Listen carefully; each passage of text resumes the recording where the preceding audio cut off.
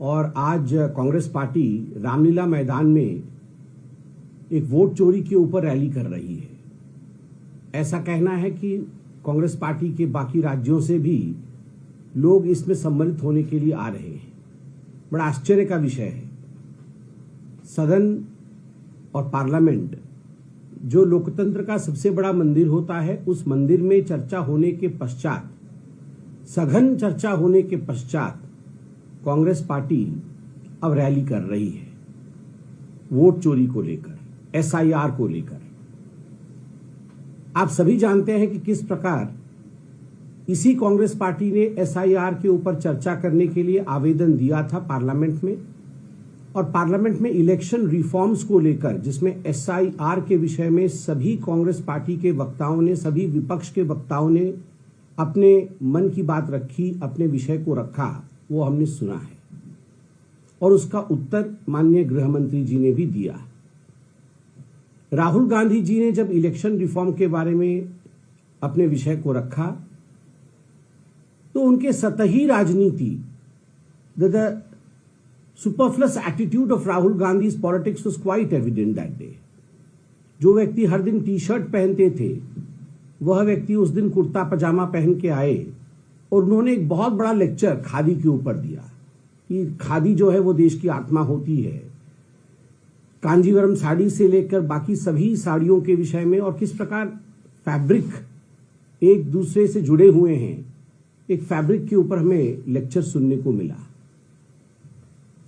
आप देखिए, एक व्यक्ति जो कभी खादी नहीं पहनता है, एक व्यक्ति जो टी शर्ट पहनता है, वो केवल एक भाषण देने के लिए खादी पहन के आता है। उसी से ही राजनीति के असली रूप, असली रंग ढंग राहुल गांधी जी का ये मालूम पड़ता है। And he fabricated a story of SIR. He fabricated a story which was completely false about elections in India, fabrication of how EVMs were tampered with। ये सारा फैब्रिकेशन उन्होंने किया है। और जब जवाब दिया गया गृह मंत्री जी का, हमने देखा कि एक एक बिंदु का, बिंदुवार माननीय अमित शाह जी जो देश के गृह मंत्री है, उन्होंने बिंदुवार जवाब दिया कि 45 दिन के बाद सीसीटीवी फुटेज क्यों खारिज कर दिया जाता है, क्योंकि 45 दिन के अंदर ही आप इलेक्शन को चैलेंज कर सकते हैं। एसआईआर का अर्थ होता है परिष्कृत करना, सफाई करना इलेक्टोरल रोल को। It is the cleansing process of the electoral roll. पहले भी हुआ है, 2003 के पश्चात एसआईआर नहीं हुआ, तो एसआईआर होने की आवश्यकता क्यों है, इस विषय को लेकर भी आदरणीय गृह मंत्री जी ने विस्तार में अपने विषय को रखा। और वोट चोरी अगर वास्तविक रूप में किसी ने किया तो किस 3 ओकेजन पे, किस 3 समय पर वोट चोरी हुआ, यह भी माननीय गृह मंत्री जी ने बताया। एक, जब नेहरू जी और सरदार वल्लभ भाई पटेल, दोनों में से कौन प्रधानमंत्री बनना था, इसको लेकर किस प्रकार नेहरू जी को 1 वोट मिलने के बावजूद वो प्रधानमंत्री बने, वोट चोरी का ये सबसे बड़ा वाकया था। दूसरा, 1971 में रायबरेली से इलेक्शन किस प्रकार करप्ट प्रैक्टिसेस के माध्यम से इंदिरा गांधी जीती थी, ये वोट चोरी का एक बहुत बड़ा उदाहरण था। और तीसरा, अभी जो नोटिस इशू हुआ है दिल्ली के कोर्ट से आदरणीय सोनिया गांधी जी को, जिसमें 1980 में उनका नाम इलेक्टोरल रोल में दिल्ली में आता है, नई दिल्ली पार्लियामेंट्री कॉन्स्टिट्यूएंसी से, जबकि 83 में वो भारतवर्ष की नागरिक बनती है, तो स्वाभाविक रूप से यह वोट चोरी का विषय था। ये सब विषय कांग्रेस पार्टी ने सुना, वो मौजूद थे सदन में। ईवीएम मशीन, जब वो चुनाव जीते तब वोट चोरी नहीं, जब भारतीय जनता पार्टी चुनाव जीती तब वोट चोरी। तेलंगाना, कर्नाटक, हिमाचल प्रदेश, खुद प्रियंका वाड्रा जी का चुनाव, ये वोट चोरी नहीं है। मगर जहां जहां बीजेपी जीती, कड़वा कड़वा, थू थू, मीठा मीठा, गप गप, इस विषय में भी अमित शाह जी ने बोला तो कांग्रेस पार्टी ने सुना।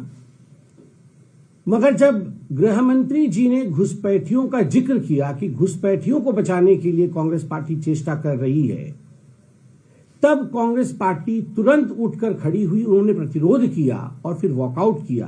तो एक बात संपूर्ण रूप से स्पष्ट होता है कि ये जो एसआईआर को लेकर रैली हो रही है, ये केवल और केवल किस प्रकार से घुसपैठियों को बचाने का कवायद आगे बढ़ाया जा सके, घुसपैठियों को बचाने की जो रैली है वही कांग्रेस पार्टी कर रही है।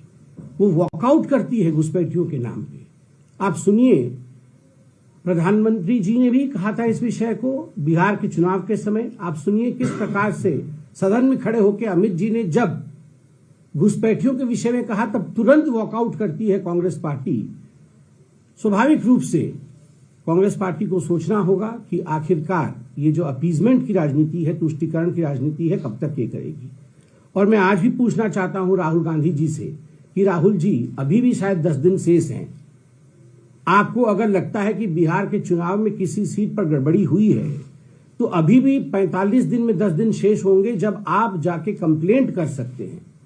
कोई कंप्लेंट नहीं, एक भी कोर्ट में केस नहीं, इलेक्शन कमीशन में एक भी किसी बूथ के ऊपर कंप्लेंट नहीं, मगर आप रैली कर रहे हैं। यही दिखाता है कि हाथ में वास्तविकता नहीं है, मगर एक भ्रम की स्थिति उत्पन्न करने की चेष्टा आप लोग कर रहे हैं। लाख कोशिश कांग्रेस पार्टी भटकाने की कर ले और हमारी संवैधानिक संस्थाओं को अपमानित और बदनाम करने के लिए कर ले, मगर विदेश भी जानता है, पूरा विश्व जानता है कि भारतवर्ष का लोकतंत्र एक बहुत सघन लोकतंत्र है और इसे हिलाया नहीं जा सकता है। धन्यवाद। कोई प्रश्न हो तो अवश्य पूछे। सर, एक नारा वहाँ पर बीजेपी स्पोक्सपर्सन शेयर कर रहे हैं कि लगा है कि प्रधानमंत्री नरेंद्र मोदी को लेकर कि कबर वहाँ पर जो पहले भी इस तरीके के कांग्रेस के नारे लगाए थे। देखिए, आपका प्रश्न है कि अभी रामलीला मैदान में जो रैली कांग्रेस पार्टी की वोट चोरी को लेकर हो रही है, उसमें कांग्रेस पार्टी के कुछ लोगों ने नारा लगाया है मोदी जी को लेकर कि कबर खुदेगी। मैंने अभी व्यक्तिगत रूप से वह नारा नहीं सुना है, मगर चूंकि आपने प्रश्न पूछा है, मैं इसको तथ्यात्मक रूप से देखूंगा और इसमें अगर वास्तविकता है, इस प्रकार का नारा अगर लगा है, तो मुझे लगता है कांग्रेस अभी भी जान नहीं पा रही है। जब जब उन्होंने मोदी जी के खिलाफ गालियों का प्रयोग किया है, उनके परिवार के खिलाफ, उनकी माता जी को गाली दी है और व्यक्तिगत रूप से मोदी जी के लिए इन प्रकार के शब्दों का प्रयोग किया है, तब कांग्रेस को जनता ने नकारा है। अभी कुछ दिन पहले उनके एक प्रवक्ता ने मोदी जी के एआई वीडियो को डाला था, जिसमें मोदी जी को चाय ले लो करके दिखाया गया था। तो स्वाभाविक रूप से कांग्रेस पार्टी में मणिशंकर अय्यरों की कमी नहीं है।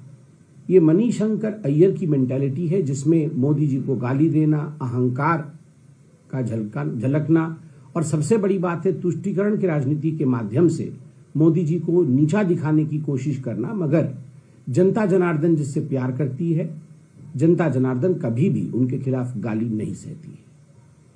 सर, प्रमोद तिवारी का एक बयान आया है रैली से रिलेटेड। उन्होंने कहा दिल्ली में आज ग्रैब फोर इसीलिए लगाया गया है कि लगता है कि गाड़ियां जो बाहर से कांग्रेस पार्टी के नेताओं की आ रही हैं, कार्यकर्ताओं की आ रही है, उन्हें रोका जाए। तो प्रदूषण को लेकर जो ग्रैब फोर लगा उसमें वो रैली से लिंक कर रहे हैं कि ग्रैब फोर इसमें लगा कि गाड़ियां रोकी जा सकें।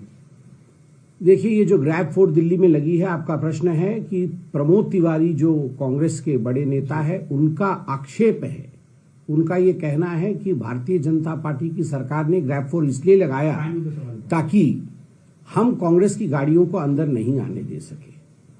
मुझे तो बड़ा आश्चर्य लगता है कि कांग्रेस सदन में खड़े होकर, राहुल गांधी जी परसों ही कह रहे थे कि बहुत पोल्यूशन हो रहा है और हमें इस पर चर्चा चाहिए, और मैंने देखा किरण रिजिजू जी वो खड़े होकर कहते हैं कि इसमें बाई पार्टीशनशिप के साथ हम सभी पार्टी एक मत होकर काम करेंगे और किस प्रकार पोल्यूशन कम हो उसके लिए चिंता करेंगे। ये सारे पोल्यूशन के विषय में तो कांग्रेस पार्टी और राहुल गांधी खुद ही कह रहे हैं कि जो जो मेजर्स उठाना चाहिए वो उठाना चाहिए, और जब आप ग्रैब फोर लगाते हैं तो आप कहते हैं कि राजनीति के कारण लगाया जा रहा है। मुझे लगता है इन दोनों विषयों को लेकर कहीं न कहीं कांग्रेस के अंदर ही भ्रांति है, उनको इस भ्रांति से दूर आना चाहिए। वैसे भी कोई लोग इनकी रैली में पार्टिसिपेट करने के लिए इच्छुक भी नहीं होंगे कि बहुत सारे लोग आ रहे हैं और हम उनको रोकने की चेष्टा कर रहे हैं, कदाचित ऐसा नहीं है।